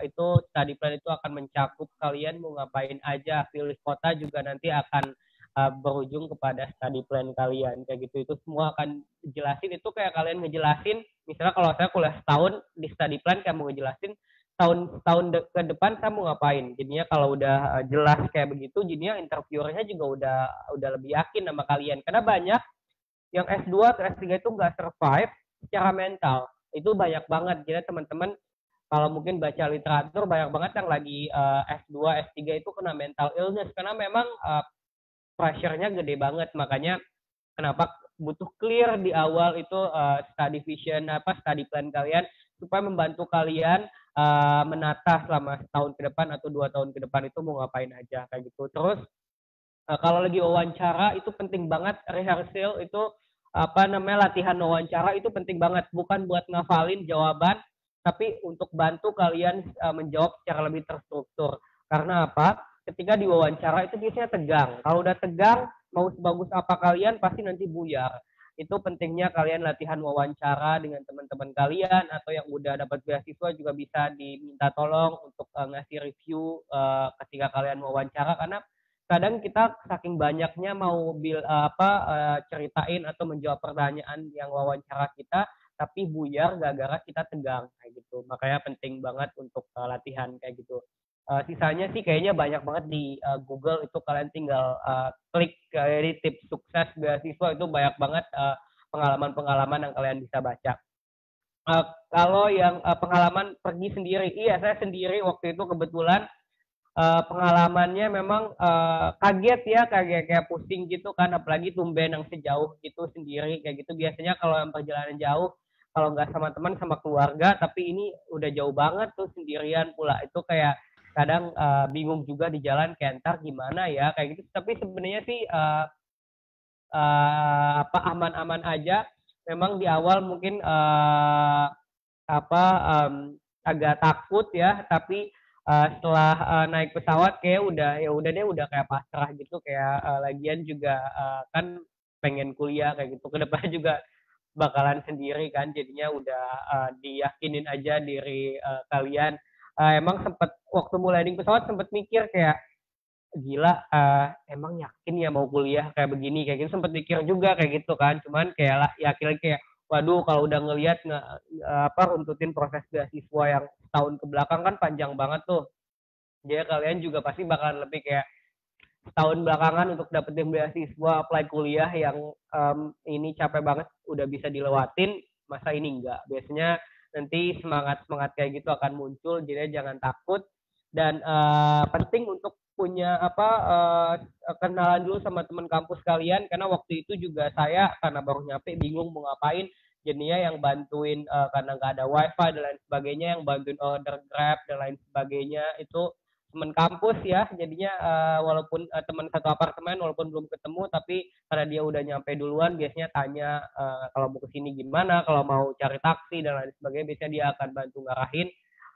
Jadinya nyampe bandara pun udah lebih tenang kayak gitu. Itu aja kayaknya kalau dari saya. Oke. Kalau Kak Gia gimana tuh pengalamannya? Oke. Mungkin seputaran ini deh Kak. LOA juga boleh. Oh, oke. LOA. Sip. Ini kalau buat LPDP menurut saya harus dilihat juga karena PK-nya beda. Makanya tadi saya tanya PK berapa, karena Firman berarti tahunnya udah lebih senior. Karena menurut saya banyak yang berubah sekarang. Beasiswa LPDP itu masih trial and error, teman-teman. Jadi kayak suka dia kan baru mulai tahun berapa ya? Tahun 2013-an. Jangan disamain sama Fulbright, Chevening atau AAS yang kayak udah dari tahun 70-an. Jadi proses mereka tuh udah matang, udah tahu seleksinya harus apa. Sementara LPDP kan masih evolving lah, proses tuh masih berubah-berubah. Jadi kadang-kadang pengalaman saya nggak sama dengan senior atau juga nggak sama dengan teman-teman gitu, teman-teman yang nanti baru akan apply, apalagi dengan kondisi corona kayak gini, expect aja akan ada perubahan at some point. Jadi menurut saya yang paling harus dilakukan adalah baca webnya, dokumen-dokumennya, pahamin visi misinya LPDP, kerasa kok kira-kira mereka itu mencari kandidat yang seperti apa, dan kayaknya ini juga berlaku di beasiswa lain. Jadi jangan malas untuk membaca sebetulnya prioritas mereka tuh apa sih, prioritas beasiswanya apa. Makanya saya juga nggak kuliah komunikasi karena itu bukan beasiswa, bukan prioritas LPDP. Ada sih di situ komunikasi tapi dikit banget, dan anyway saya juga nggak pengen kuliah komunikasi lagi gitu. Jadi kita harus lihat prioritasnya apa untuk memperbesar chance kita. Makanya saya juga ngambil studi pembangunan. Dan Inggris 1 tahun, argue kira-kira kalau cuma 1 tahun lumayan loh hemat duit negara, kind of. Jadi ada sesuatu yang bisa diomongin di situ. Jadi lihat prioritas beasiswanya, bagaimana cara mereka nulis, kira-kira mereka ingin kandidat yang ideal tuh seperti apa sih. Beda kalau misalkan teman-teman beasiswanya AAS atau Fulbright atau Chevening, biasanya mereka kan ingin yang bisa mempererat persahabatan antara dua negara misalkan gitu. Tapi kalau LPDP itu lebih ke ada nasionalismenya. Jadi nanti pewawancara saya itu salah satu waktu tahun saya pewawancara itu ada 3, 1 psikolog, 1 akademisi. Jadi itu ngomongin rencana tesis, dulu mata kuliahnya apa aja waktu S1, metode penelitiannya dapat berapa. LS itu kan riset banget. Kamu dulu metode penelitian di UI dapat berapa, dapat A enggak? Kalau nggak dapat A mending nggak usah, kayak gitu.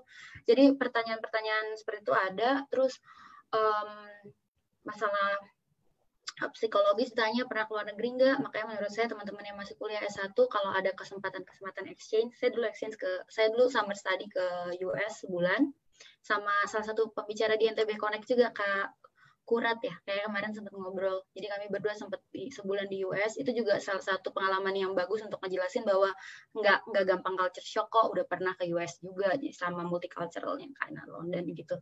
Jadi kalau teman-teman yang masih kuliah, masih S1, daripada mikirin S2 langsung, mungkin sekarang banyak pengalaman bisa exchange keluar, mungkin 1 bulan, 2 minggu di Korea, di mana kayaknya lagi banyak kan program-program persahabatan antar negara kayak gitu, pergi aja.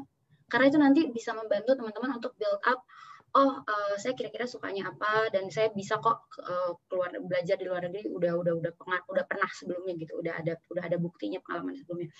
Terus dan ikutin, kalau sama LPDP juga ikutin prosesnya ya. Kalau dibilangin kata dia suruh cari surat keterangan sehat di puskesmas, carilah di puskesmas, jangan pergi ke dokter spesialis. Tes TBC kata dia harus di RSUD, ke RSUD lah. Jadi harus precise gitu urusan paperwork, namanya kan pemerintah ya, sangat, dan mereka tuh ngurusin ratusan ribuan orang. Jadi kalau teman-teman salah ya mereka nggak akan pikirin gitu, maksud nggak akan dia lihat berkasnya gitu. Jadi itu harus teliti juga, dan itu nanti membantu kok waktu ngurus visa, ngurus apa, memang harus exact dan persis gitu, jangan sampai salah paperwork. Jangan ngegampangin gitu hal-hal administrasi yang seperti itu. Kalau dia bilang RSUD, ke RSUD. And anyway, itu belajar loh. Buat saya belajar banget ya. Jadi kayak ke puskesmas untuk tes TBC. Sebagai orang yang nggak punya TBC dan nggak punya keluarga yang ada urusannya dengan TBC, it's a thing gitu. Kita ngelihat kayak apa sih pelayanan di puskesmas untuk orang TBC. Is it good enough? Dan dari situ teman-teman juga jadi punya cerita, kalau misalnya nanti mau kembali ke Indonesia apa segala macam. Karena kuliah saya juga berhubungan, kebetulan ada ngambil global health juga, jadi ngomongin itu sangat berguna. Either A, ngobrol ke interviewer, 2 juga waktu kuliah. Jadi saya tahu kayak apa sih orang ngomongin pelayanan kesehatan, global health. Kadang kan bule-bule ini they're good at saying, there's good global health program or whatever. Tapi kan mereka juga nggak pernah tuh tahu ke puskesmas ketemu orang pelayanan di PoliTB itu kayak apa sih. So rather than complaining, LPDP banyak banget dokumennya. Menurut saya take it as something as you can study and learn from that, karena kalau saya sih percaya belajar itu bukan cuma di ruang kelas, dunia tuh adalah ruang kelas kita. Jadi kalau teman-teman disuruh dengan proses-proses yang seperti itu, nanti PK juga agak ribet ya Mas Firman ya, rame ya, PK agak-agak banyak-banyak, ada yang harus dikerjakan juga di PK itu, ada dinamika kelompok dan segala macam. Take it as your learning journey gitu. Jadi kalau teman-teman emang pengen belajar di luar, ya semua prosesnya itu adalah proses belajar gitu. Jadi terus LOA ya, Dep ya. Kalau kata saya, karena kalau zaman saya, waktu saya LPDP masih boleh bikin alternatif. Jadi kalau nggak keterima LSI, misalkan keterima di pilihan keterima di universitas lain yang jurusannya sama, tapi mungkin peringkatnya lebih rendah. Kadang-kadang LPDP boleh consider. Jadi itu juga salah satu strategi yang bagus untuk lihat. Jadi ada tiga sih biasanya. Bikin universitas yang teman-teman pengen banget, yang that's your dream, I don't know, Oxford, Cambridge, Stanford, be it, whatever, LSE, put it there. Terus yang kedua tuh teman-teman cari universitas yang kayaknya ini saya pasti masuk deh, sama peringkatnya gitu, kurang lebih level sama yang ketiga yang di bawah kita, jadi kayaknya kita pasti bakal masuk gitu. Jadi nyari LOA tuh di tiga opsi itu, lihat universitasnya. Jadi that can be an option. Terus juga untuk bikin essay personal statement, that's not an easy thing. Itu juga makanya teman-teman perlu untuk punya argumen, punya cerita kenapa sih pengen studi ini. Jadi harus banyak melakukan hal-hal lain dulu. Jadi kayak skripsinya apa misalkan kemarin, terus juga pernah kerja di mana misalkan, atau pernah volunteering apa. Itu bisa jadi build up story untuk teman-teman bikin cerita, saya pengen studi ini karena ini, dan tujuannya nanti apa gitu. Kalau saya sih tujuan studi S2 to be very very honest itu adalah emang karir gitu. Karena kerjaan saya sebelumnya kerja di kantor Perserikatan Bangsa-Bangsa di representatif untuk Indonesia di Jakarta, sempat setahun di UNDP dan di FAO, saya orang humasnya mereka. Dan untuk lanjut kerja di lembaga internasional atau hal-hal yang berhubungan seperti itu, asisten pemerintah dan segala macam, itu memang perlu S2 gitu. Dan jadi alasannya karir. Nah, teman-teman macam-macam alasannya kan, ada yang berbeda, macam-macam alasannya. That's why ask yourself, and it's something that I can't answer, and then try to make it, if it's not, tapi the rule of the game adalah if it doesn't sound convincing to you, kalau itu aja nggak yakin buat teman-teman gitu, dengarnya kok nggak meyakinkan ya, then the interviewer. Jadi kayak interviewernya juga nggak akan yakin gitu, kenapa kok anak ini perlu disekolahin luar negeri ya, kalau dia juga kayak nggak meyakinkan. Jadi salah satu yang berat dari awal-awal untuk daftar beasiswa dan daftar LOE itu adalah ngobrol sama diri sendiri sih.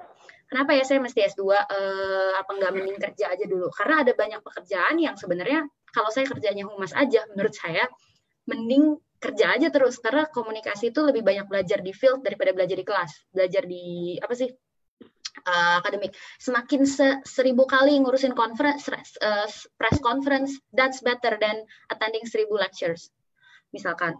Tapi ada hal-hal masalah kayak studi pembangunan ini, that's something that the best way to do it is research for me. And kayak kalian boleh ngobrol, kalian boleh punya rencana macam-macam yang berbeda, nggak selalu harus akademis. Yang penting bisa masuk akal aja dan meyakinkan gitu. Dan kaliannya juga harus terdengar meyakinkan supaya interviewer percaya. Jadi kan kayak contohnya Firman kan kuliahnya lebih praktis misalkan. Boleh juga kayak gitu rencananya teman-teman, yang penting meyakinkan aja. Jadi tapi berat sih ngobrol sama diri sendiri kayak kenapa ya harus S2? Wow, itu butuh begadang-begadang yang agak lama, ngobrol-ngobrol sama senior, alumni sekolah itu dan segala macam. Oh, terus berangkat ke sananya. Kebetulan teman-teman PK saya itu seru banget ya.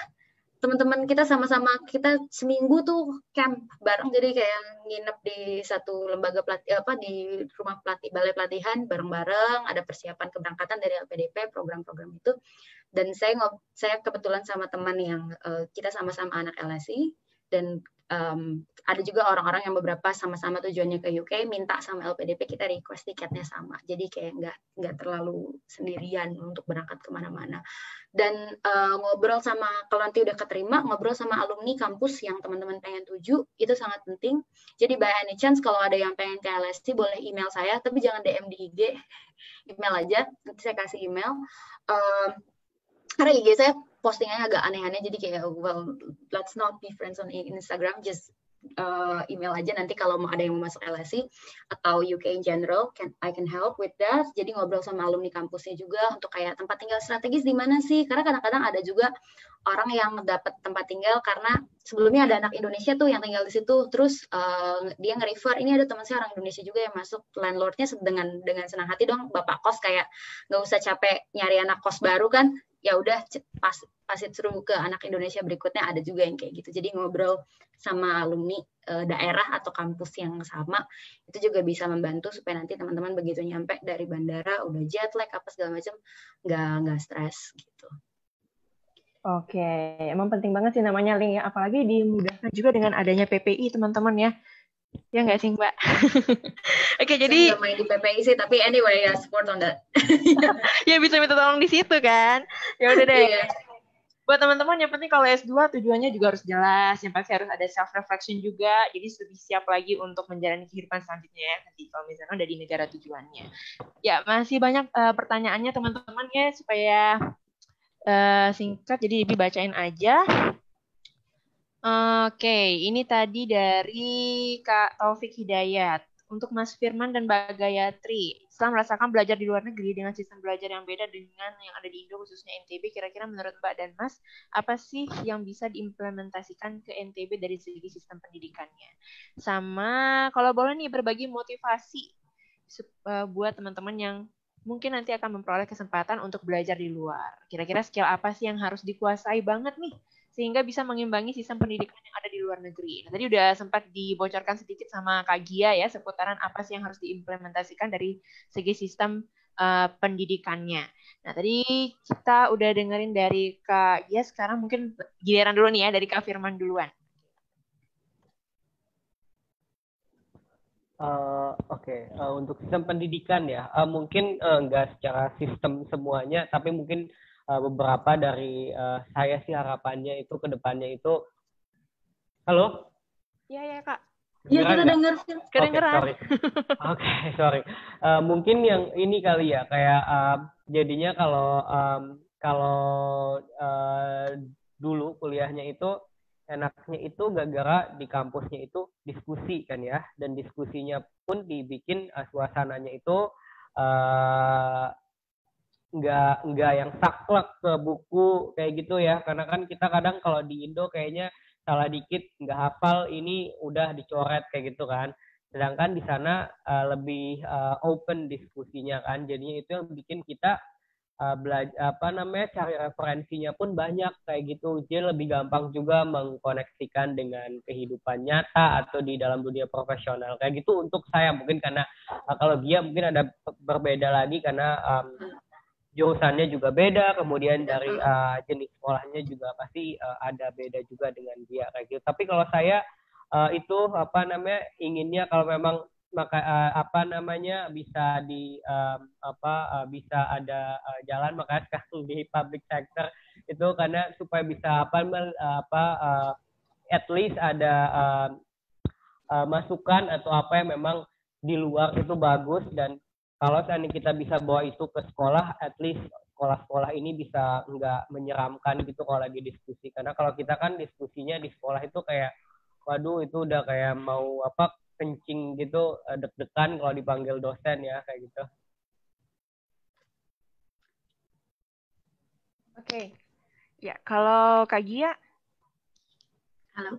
Ya. Kalau saya, bentar, ini bisa jadi pertanyaan esai sih, karena juga kita belajar di kajian studi pembangunan juga ngomongin masalah itu. Tapi satu hal yang harus dipikirin sih, menurut saya nggak selalu belajar di luar negeri lebih bagus, dan nggak selalu pendidikan di Indonesia lebih jelek. Universitas-universitas di dalam negeri itu nggak selalu lebih jelek. Jadi kalau mau lihat harus bukan karena yang ngajar adalah kulit putih kemudian pendidikan mereka, sistem pendidikan mereka atau kualitas pendidikan mereka lebih bagus gitu. Karena jujur saya sebenarnya transisi dari UI ke LSI gak terlalu jauh beda, karena memang dosen tuh juga bisa sangat bisa kita ajak ngobrol, kadang-kadang kita juga ketemu di kantin atau apa, sangat dekat dan sangat bisa diajak diskusi. Kemudian critical thinking-nya juga sama, cuma menurut saya yang berat di sini adalah pace sih, 1 tahun gitu. Dan dari di UI juga udah sangat jelas kalau misalnya mereka mau ngasih nilai berapa, itu kriterianya apa.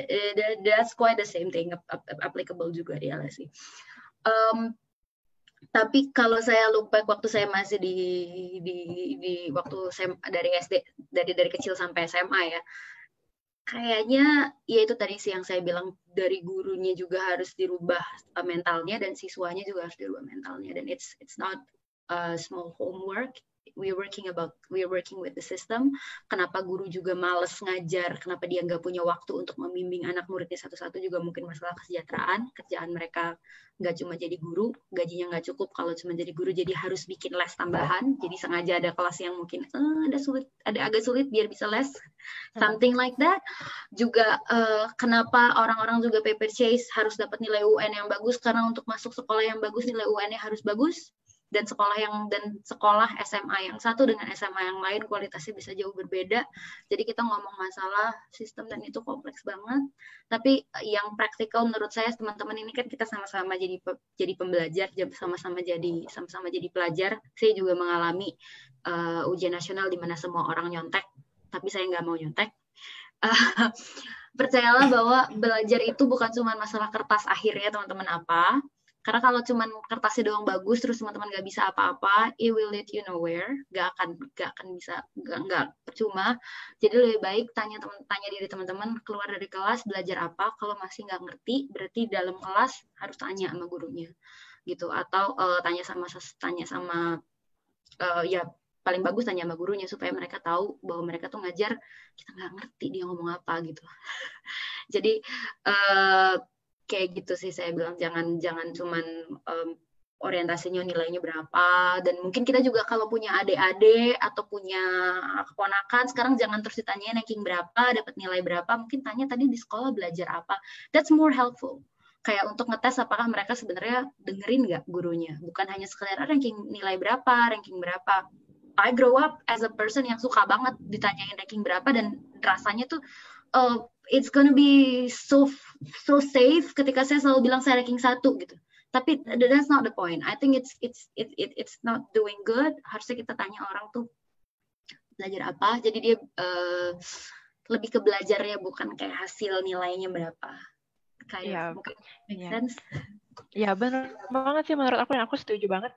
Jadi nilai itu belum bisa dijadikan indikator apakah seseorang itu memahami atau enggak, apakah pembelajarannya itu meaningful atau enggak bagi mereka gitu kan. Ya, jadi itu sih yang harus diubah dari mindset-nya. Oke, ya banyak banget pertanyaannya. Yang selanjutnya lagi, seru banget nih ya. Kayaknya nggak bakalan habis-habis nih. Gimana Kak Firman? Oke. Kak Firman dan Kak Gia kan ngambilnya di US dan Inggris tuh. Nah, ada tips nggak sih kira-kira kalau tujuan belajarnya ke non-English speaking countries? Nah, kayak misalkan di Malaysia gimana tuh Kak? Dari Iis Nur Hidayanti. Boleh, silakan Kak Firman. Oke, kalau ini kayaknya agak susah juga saya jawabnya ya. Yang pasti belajar bahasanya ya, yang pasti jangan sampai kalian ke sana kayak nggak punya modal bahasa Inggris aja. It's okay, tapi mungkin di luar ketika aktivitas pasti akan butuh bahasa yang yang berbeda. Saya juga bingung juga ya jawabnya kalau non-speaking countries, karena saya juga ngambil di sini. Mungkin Gia kali ya, coba Gia duluan deh, siapa tahu nanti saya bisa dapat inspirasi jawabnya apa ya. Ini saya boleh practicing salah satu cara yang saya pelajari selama belajar di sini. Boleh banget. Saya nggak tahu jawabannya. Jadi jujur, Iya sih.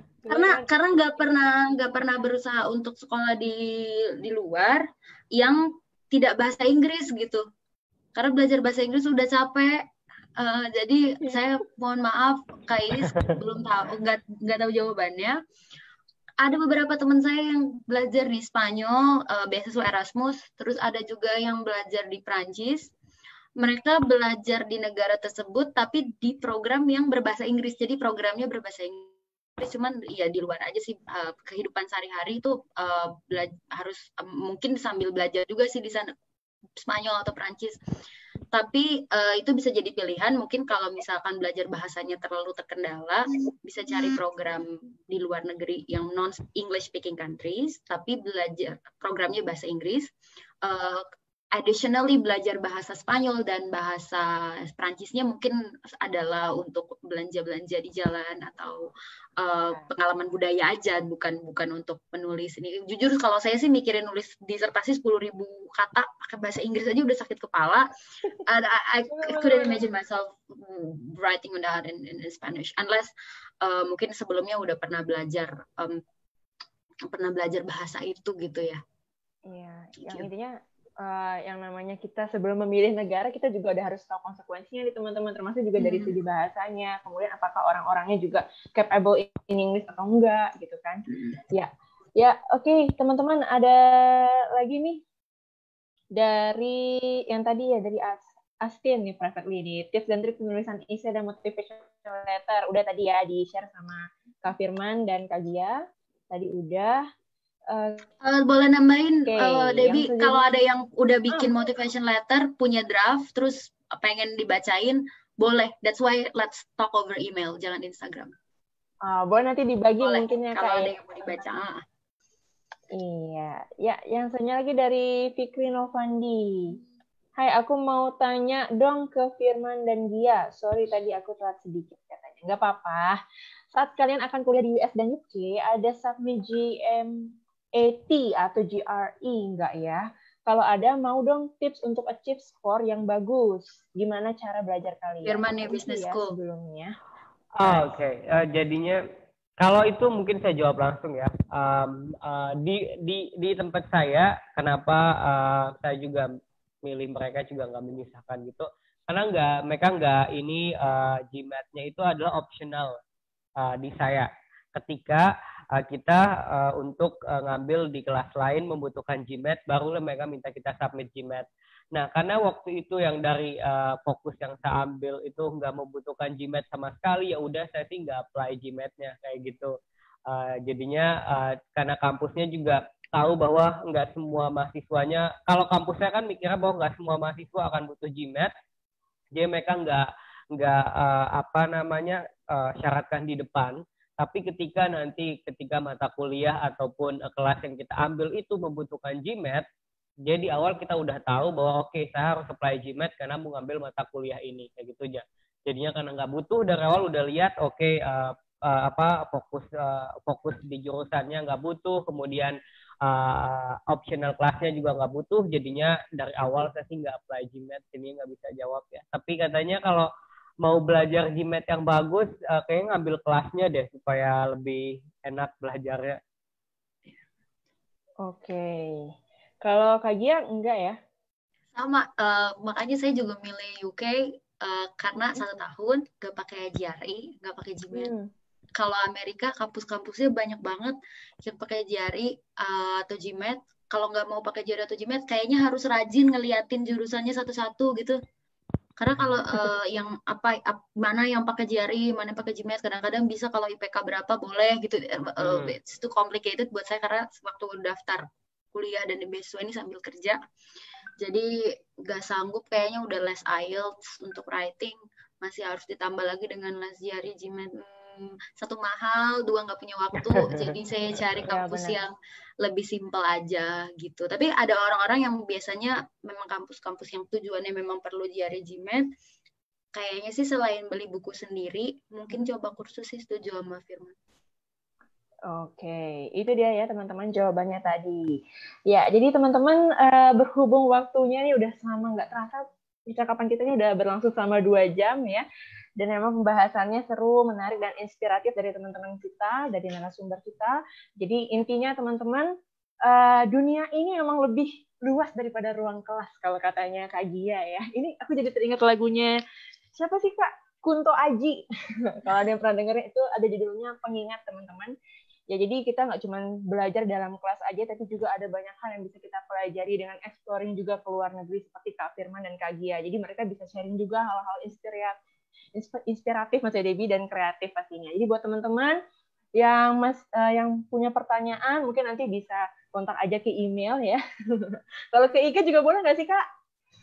Jangan deh, kalau IG soalnya saya IG agak-agak isinya private. Oke. Sama ini aja sih Deb, satu lagi saya kadang-kadang suka dibilangin oh jadi bule ya kalau keluar negeri gitu. Enggak sih, kadang-kadang kita keluar itu makes us appreciate home better. Nyari sayur nangka tuh enak loh gitu. Iya, jadi kita lebih nasionalis rasanya.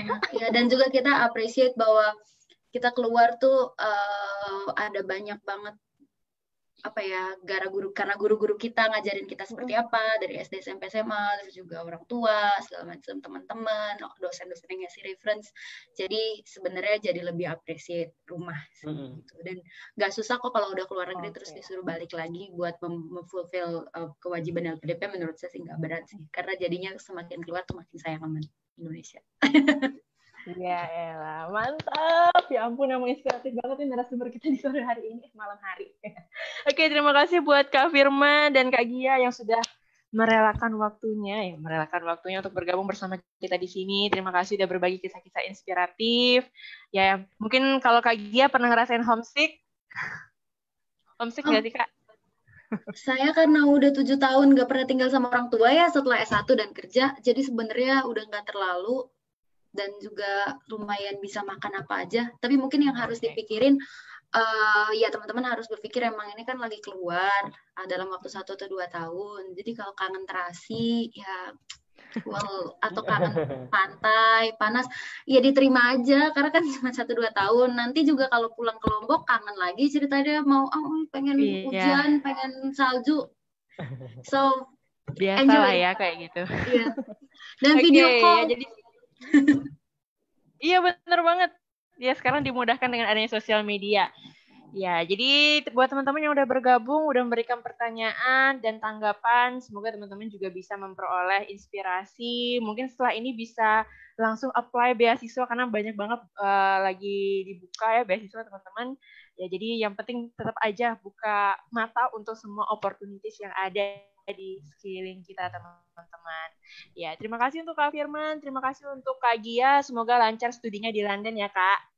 Dadah, makasih semuanya. Good luck ya. Sehat selalu. Bye. Ya, teman-teman bagi yang lain boleh mungkin untuk live.